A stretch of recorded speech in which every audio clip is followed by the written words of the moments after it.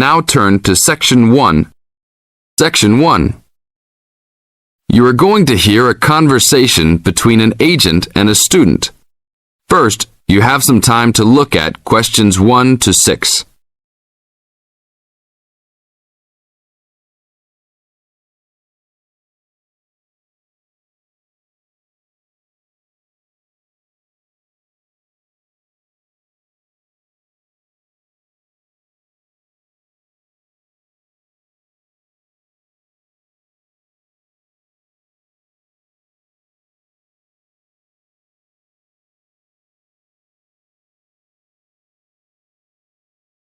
Now listen to the tape and answer the questions.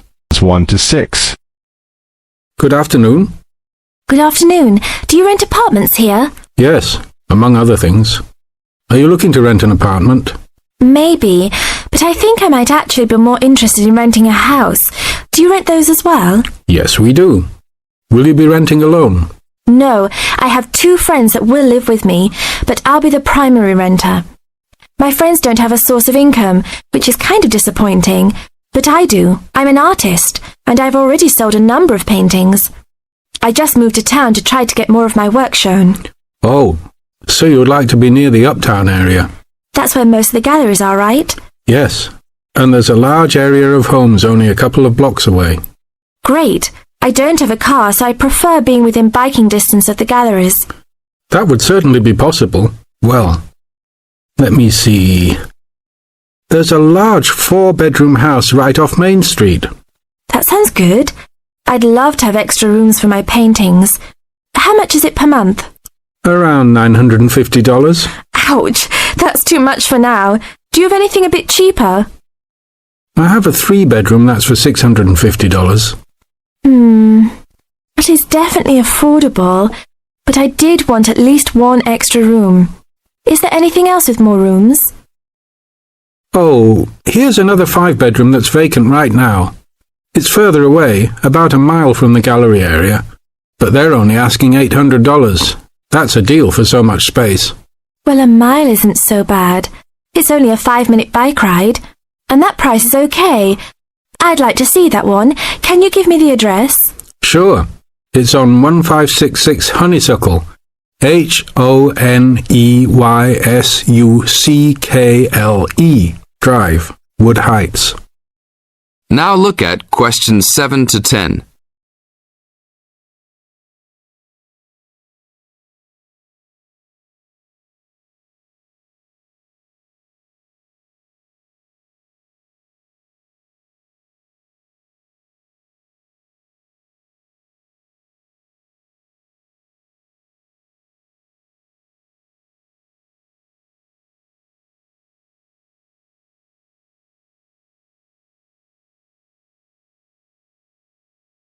As the talk continues, answer questions 7 to 10. Such a lyrical street name. I like it. Is it furnished? Partially. It has a couch and chairs, a dining table, refrigerator and stove, a wardrobe, a couple of dressers and such, but no beds. Does it have a washer and dryer? It doesn't say here. But why don't you go and take a look? Here's a key. Just bring it back today before 5. We'll do that. An hour or 2 later. Hi, you're back. How did you like it? A lot. But I know why it's listed so low. A couple of windows are broken and they definitely need to be fixed. I'm surprised no one has broken into the house and taken anything. That should be fixed right away. No problem. I'll get a work crew out there today. That should be fixed even if you don't rent it yourselves. Did they have a washer and dryer? No, but I can wash clothes by hand until I find good used ones. There was another thing though. The tiles in the kitchen floor were broken and lying all over the place. You'd need to put in a new kitchen floor as well. Okay, I'll talk about that with the landlord. If you can do those 2 things, then I'll take it as soon as you're ready. This is the end of Section 1. You now have half a minute to check your answers.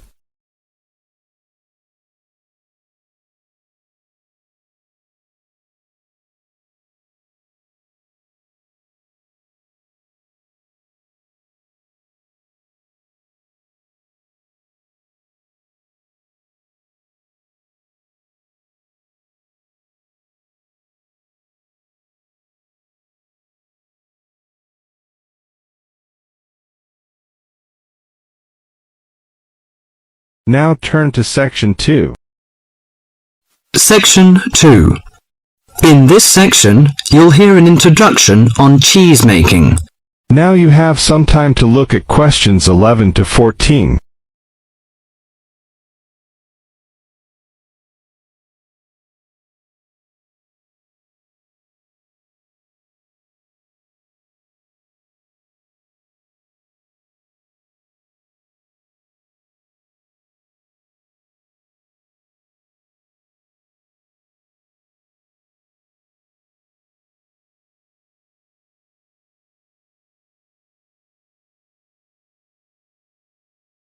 Now listen carefully and answer questions 11 to 14. Cheese is one of those foods that we tend to take for granted as always having been with us. And it's odd to think that someone somewhere must have discovered the process to make cheeses. That takes place today. In the studio to tell us all about it is Monica Maxwell. Today, we all know that the process of making cheeses takes place when microorganisms get into milk and bring about changes in its physical and biochemical structure. Well, obviously, we don't know who discovered the process, but it's thought that it came from Southwest Asia about 8,000 years ago.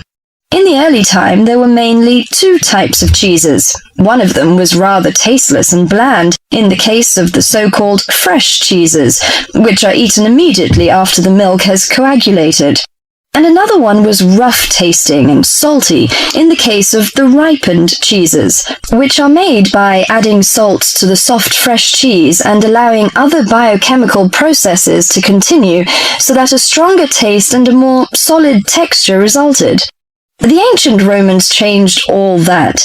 They were great pioneers in the art of cheese making, and the different varieties of cheese they invented and the techniques for producing them spread with them to the countries they invaded. This spread of new techniques took place between about 60 BC and 300 AD. You can still trace their influence in the English word cheese, which comes ultimately from the Latin word caseus, that's C-A-S-E-U-S.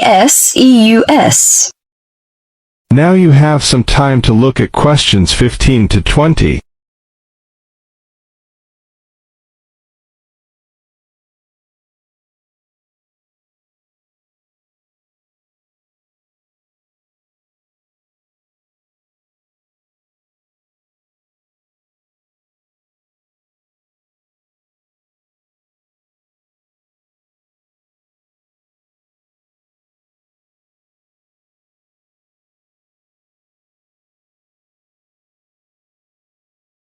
Now listen carefully and answer questions 15 to 20.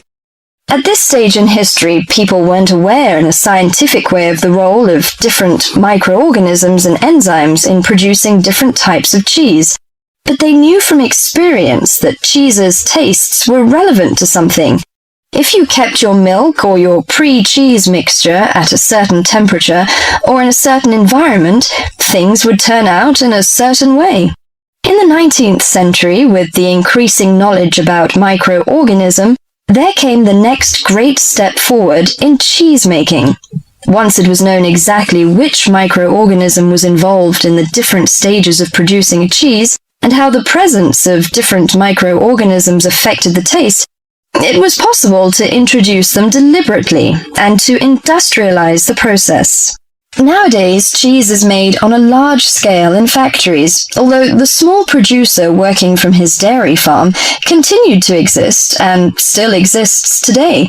Cheesemaking moved very much into the world of technology and industrial processes, although because the aim is still to produce something that people like to eat, there's still an important role for human judgment.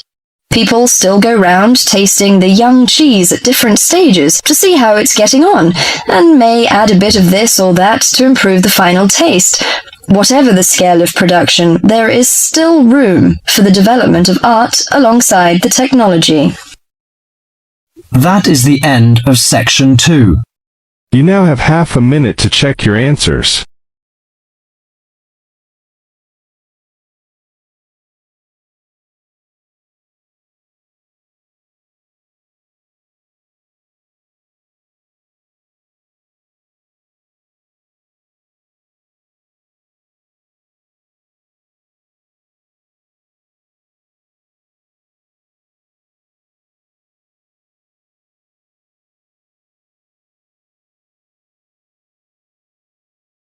Now turns to Part 3. Part 3. You will hear a student talking to her tutor about a presentation. First, you have some time to look at questions 21 to 23.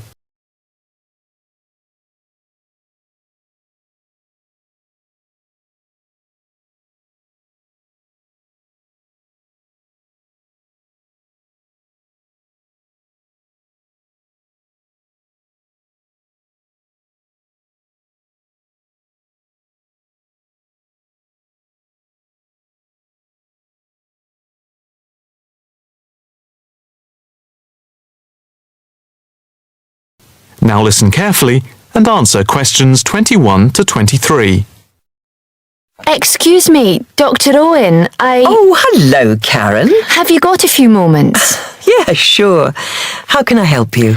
Well, I've had difficulty finding data on the original question, and I was wondering if I could change my paper to Investment in Knowledge, comparing some European countries with the United States, and then with others throughout the world, including the OECD average. I found lots of data by way of graphs, etc. Where did you get the data from? From various sources, books and journals. How are you going to present the material? I am going to use the electronic whiteboard as suggested and do a blend of graphs, pictures, text and podcasts to illustrate my presentation. It sounds very impressive. Yes, let's hope the whiteboard works. But I'm also going to have a PowerPoint presentation for a backup, just to cover myself. A backup is a good idea, but it's a lot of work doing everything twice. It is, but at least I'll have experience of both. Before we talk about how to use the data I've selected, could you give me the names of a few websites I should look at for more specific background material? When you type in anything to do with knowledge, there are millions of sites listed. Before you hear the rest of the conversation, you have some time to look at questions 24 to 30.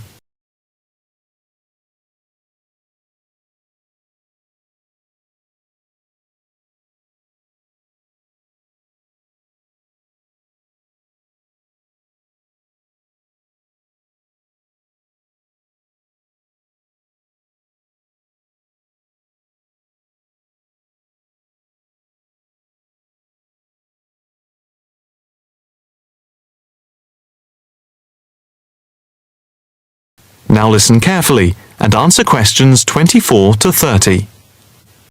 Let's see. Oh, I'll print you off this list.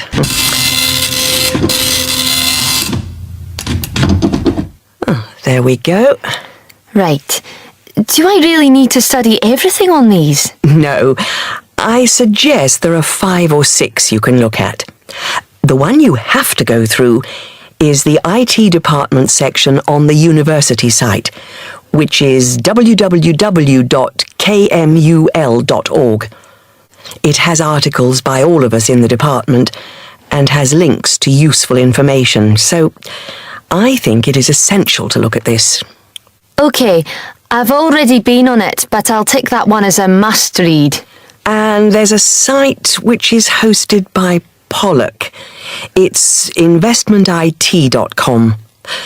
All you need to do is to skim the abstracts of the articles on the site.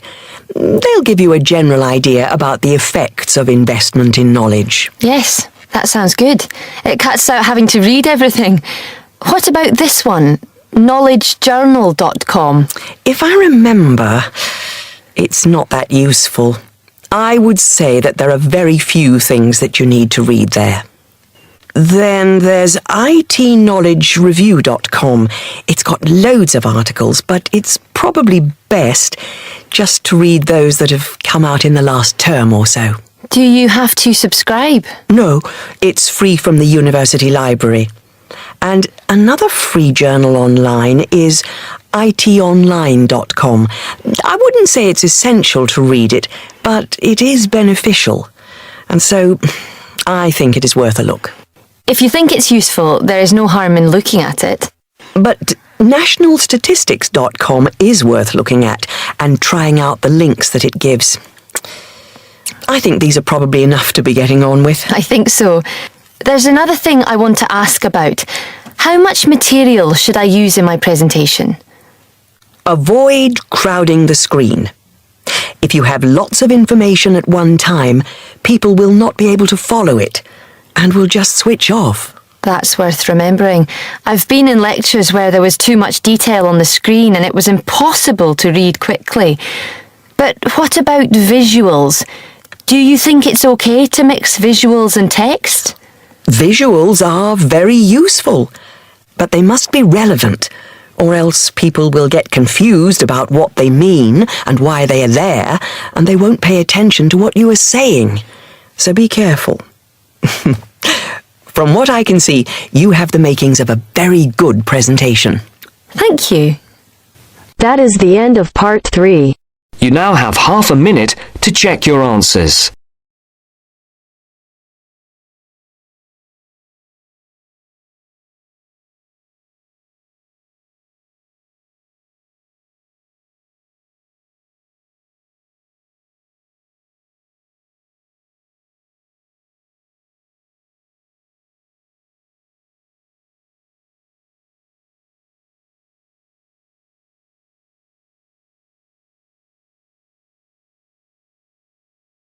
Now turn to section 4. Section 4. In this section, you'll hear a lecture on sports injuries.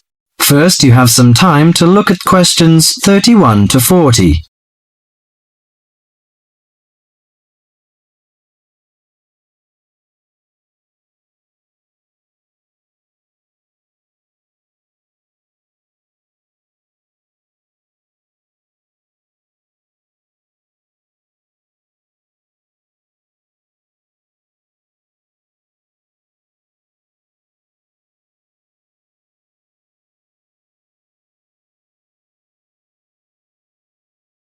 Now listen to the lecture carefully and answer questions 31 to 40. Morning everyone, and welcome to our regular lecture on health issues. This series of lectures is organised by the Students' Union. It's a great pleasure for me to welcome Mr. David Greenbaum, a physician in sports medicine, to come along and talk to us today. Thank you. You may doubt what good sports medicine can do to non-athletes like you college students.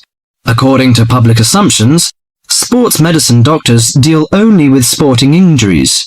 But actually, we treat general joint problems experienced by average people more than treating people who hurt themselves by playing sports. So, whether you're an athlete or not, a sports medicine physician can help you start off every day on the right foot. If you are a college athlete or a sporty person, you must stay at the top of your game. But how do you maintain best physical fitness? You should be under the watchful eye of your sports team physician. Sports medicine doctors offer total care treatment, such as customized workouts, immediate care of injuries, and surgery when needed. A sports medicine doctor's training falls within the specialty of orthopedic surgery. As such, it focuses on the cartilage, ligaments, and muscles involved in your body's movement. So, how do injuries happen? Most of us take for granted the intricate interactions of our bones, muscles, and ligaments until they are damaged. When injured, these tissues can degenerate, causing your joints to ache and feel stiff. Even ordinary daily movements such as walking and bending may cause a sports injury through overuse. Furthermore, the normal wear and tear on your body's tissue may become more taxing as you age. To prevent such problems, especially as you begin a fitness exercise, your sports medicine doctor offers total care. This includes x-rays to identify potential trouble spots. Afterwards, he helps you set an exercise routine that fits your body's present condition. Do you know your joints? Your body's most complex structural feature is its joints. Your joints allow you to grasp, twist, sit, and even feed yourself. Repetitive motions, however, may lead to chronic overuse of the soft tissue connecting bones at the joints. This overuse can result in injuries such as tennis elbow or even carpal tunnel syndrome. A more severe type of injury occurs when you lose your balance, thereby putting a joint under abnormal stress. Worse still, you could suffer a bone fracture. When a traumatic injury happens, effective medical care is crucial. Improper treatment of any joint injury can cause permanent loss of flexibility and reoccurring joint pain. As quickly as possible, the doctor applies ice packs to your injury. Ice deters swelling and inflammation, so you feel less pain. After keeping it iced for the first 48 hours after injury, the doctor begins therapeutic exercise of your wounded joint. Recently, a new treatment for degenerating joints has been developed, which is a product called orthokin. The treatment involves combining healing proteins with a sample of the patient's own blood. The injured joint then receives an injection of the mixture. This new technology stimulates our own white blood cells to produce large quantities of protective protein. Our cells make this protein naturally, but not in sufficient amounts to protect the damaged cartilage in our joints. It also has the advantage of convenience and lack of side effects. Here are some suggestions on how to prevent sports injuries. Use appropriate protective equipment. Maintain proper lighting in the training area. Have adequate rest. Avoid alcohol and drugs in order to prevent injuries. Follow a regular fitness training program to improve overall coordination and endurance. Better endurance will absorb pressure and prevent injury. Perform adequate warm-up exercises before training or performance. Avoid performing sports or work when you are sick. Most injuries happen when one is fatigued. Avoid treatment by dubious health practitioners. Use of inappropriate massage, adjustment and homemade medicine, often with steroids or other non-tested drugs, can cause more damage to the injury. That is the end of section 4. You now have half a minute to check your answers.